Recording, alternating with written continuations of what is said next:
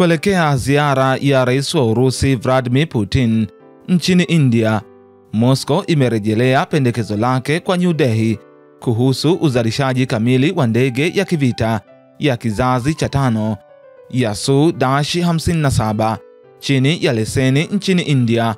Akizungumza katika maonyesho ya anga ya Dubai, mwakilishi mwandamizi wa kampuni ya kuuza silaha ya serikali ya Urusi, Rosoboron Export, alieleza kwa kina pendekezo hilo.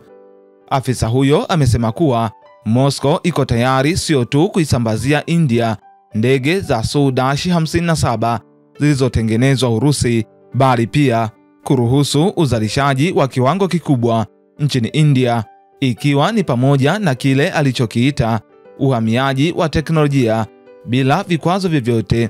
Pendekezo hilo linakuja wakati India ikiangalia chaguo lake la kutengeneza jeshi la anga la kisasa, huku ikiwa imechoshwa na vizuizi vya nchi vya magharibi katika kushiriki teknolojia ya kijeshi.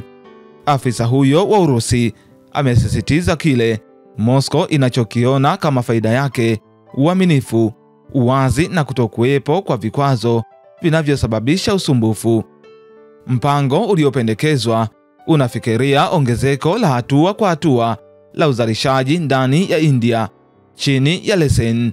Moscow pia inatoa ushirikiano wa muda mrefu katika kuboresha ndege hiyo, ikiwa ni pamoja na maboresho ya baadaye ya mifumo ya programu na muundo wa jumla. Afisa huyo ameeleza kuwa mpango huo ni mwendelezo wa ushirikiano wa kijeshi wa zaidi ya miaka 60 kati ya India na Urusi, ambao ulianza tangu utengenezaji wa MiG-21 kwa leseni katika miaka 1960. India tayari inashirikiana na Urusi kutengeneza kombora la BrahMos na pia inatengeneza ndege za kivita za Sukhoi-30 MKI nchini humo.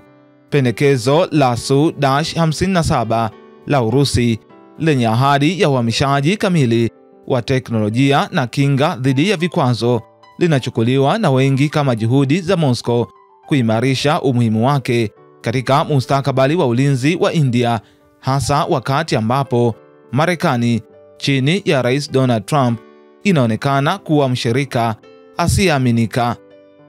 Msaidizi wa Rais Putin ambaye ni mwenyekiti wa bodi ya bahari alifanya mazungumzo na Waziri Mkuu Narendra Modi mjini New Delhi, India. Kwa mjibu wa taarifa kutoka India, Modi alituma salamu za upendo kwa Rais Putin na kusema anatarajia kumkaribisha Putin nchini India mwezi ujao. Endelea kuifuatilia BMTV Tanzania.